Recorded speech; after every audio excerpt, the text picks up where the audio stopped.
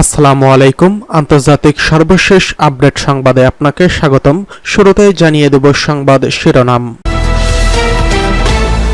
শুরুতে জানিয়ে দেব গাজায় শক্ত হামলার হুমকি দিল ইসরায়েলের যুদ্ধমন্ত্রী।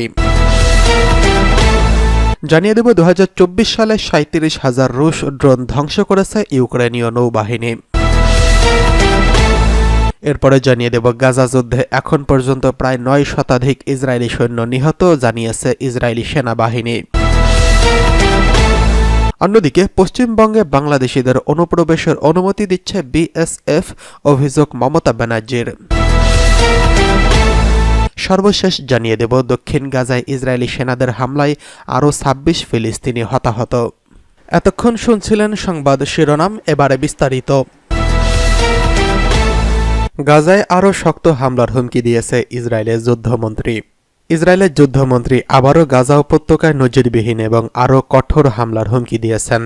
মেহের বার্তা সংস্থা জানিয়েছে ইসরায়েলের যুদ্ধমন্ত্রী ইসরায়েল কাটজ হুমকি দিয়েছেন যে হামাস যদি ইসরায়েলি বন্দীদের মুক্তি না দেয় এবং রকেট হামলা অব্যাহত রাখে তবে তারা গাজা উপত্যকার সর্বশক্তি দিয়ে বোমা বর্ষণ করবে।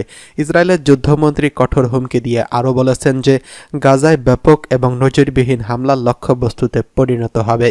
গাজা উপত্যকা থেকে ইহুদি বসতি লক্ষ্য করে রকেট ছোড়ার পর ইসরায়েলি যুদ্ধমন্ত্রী এই হুমকি দিয়েছেন। ইসরায়েলি দৈনিক ইয়েদিওত আহরনাথ লিখেছেন যে ইসরায়েলি সরকারের মন্ত্রিসভার আজ বৃহস্পতিবার বেঞ্জামিন নেতানিয়াহুর উপস্থিতি ছাড়াই কাটজের বর্তমান পরিস্থিতি নিয়ে বৈঠক করার কথা রয়েছে।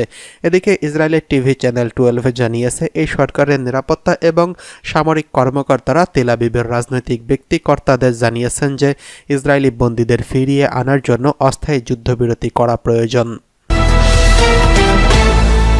এদিকে 2024 সালে 37,000 রুশ ড্রোন ধ্বংস করেছে ইউক্রেনীয় বাহিনী। 2024 সালে 37,000-এরও বেশি রাশিয়ান ড্রোন ধ্বংস করেছে ইউক্রেনের নৌবাহিনী। নববর্ষের দিন এই তথ্য জানিয়েছেন দেশটির নৌ ইউনিট। এক প্রতিবেদনে এই খবর জানিয়েছে দ্য কিয়েভ ইন্ডিপেন্ডেন্ট।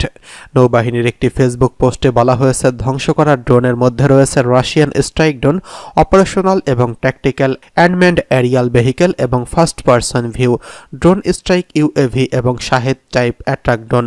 এই সময়কালে ইউক্রেনের নৌবাহিনী 5টি রাশিয়ান জাহাজ এবং 458টি জলযান ধ্বংস করেছে।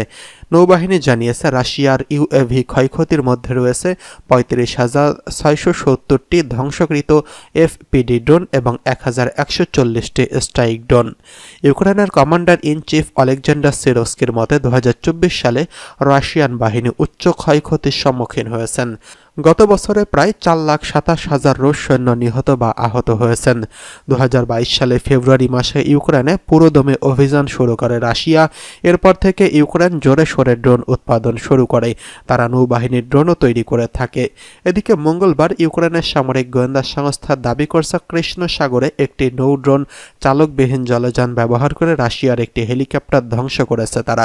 এতে রাশিয়ার আরেকটি হেলিকপ্টার ক্ষতিগ্রস্ত হয়েছে। ইউক্রেনের গোয়েন্দা সংস্থা জিইউআর সামাজিক যোগাযোগ মাধ্যম টেলিগ্রামে দেওয়া এক পোস্টে বলেন, গতকাল মঙ্গলবার ক্রিমিয়ার পশ্চিম উপকূলে কেপ তারখানকুতের কাছে লড়াই চলার সময় ক্ষেপণাস্ত্রবাহী মাগুরা ভি-5 সামুদ্রিক ড্রোন রাশিয়ার MI-8 হেলিকপ্টারকে আঘাত করে। এদিকে গাজা যুদ্ধে প্রায় 9 শতাধিক ইসরায়েলি সৈন্য নিহত। ফিলিস্তিনের গাজা উপত্যকায় সংঘাত শুরু হওয়ার পর থেকে প্রথমবারের মতো আনুষ্ঠানিকভাবে সেনা সদস্য নিহতের সংখ্যা প্রকাশ করেছে ইসরায়েলি সেনাবাহিনী। গত 7 অক্টোবর থেকে গাজায় হামলা শুরু করেছে ইসরায়েল। এরপর থেকে রিপোর্ট লেখা পর্যন্ত ইসরায়েলি বাহিনী প্রায় 900 সেনা নিহত হয়েছেন। ইসরায়েলি সামরিক বাহিনী আনুষ্ঠানিকভাবে জানিয়েছে তাদের 891 জন কর্মকর্তা এবং সৈন্য গাজায় অভিযানের সময় নিহত হয়েছেন। ইসরায়েলি গণমাধ্যমগুলো এই তথ্য নিশ্চিত করেছেন। এর আগে 1973 সালে ইয়ম কিপ্পুর যুদ্ধে দেশটির সবচেয়ে বেশি সৈন্য নিহত হয়েছেন। এদিকে ইসরায়েলি আর্মি রেডিও এক প্রতিবেদনে জানিয়েছেন যুদ্ধ শুরুর পর থেকে 28 ইসরায়েলি সেনা আত্মহত্যা করেছেন। গত 13 বছরের এই সংখ্যা সর্বোচ্চ বৃদ্ধি পেয়েছে। এদিকে পশ্চিমবঙ্গে বাংলাদেশিদের অনুপ্রবেশের অনুমতি দিচ্ছে বিএসএফ, অভিযোগ মমতা ব্যানার্জির।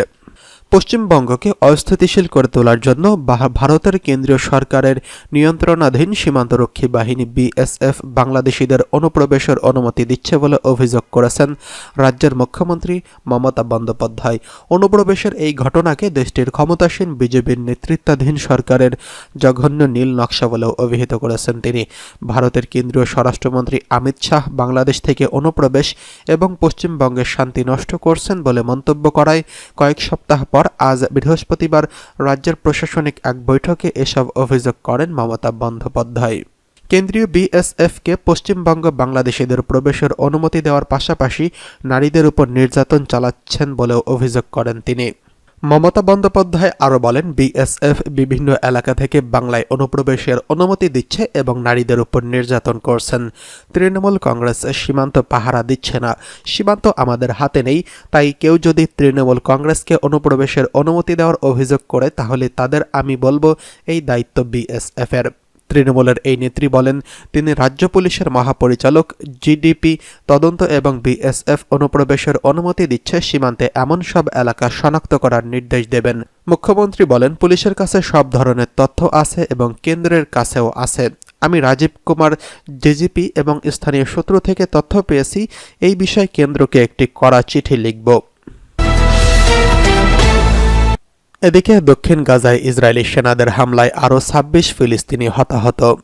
গাজা উপত্যকার দক্ষিণে আবারও ইসরায়েলি সেনাদের ভয়াবহ ও নৃশংস হামলায় ২৬ ফিলিস্তিনি হতাহত হয়েছেন।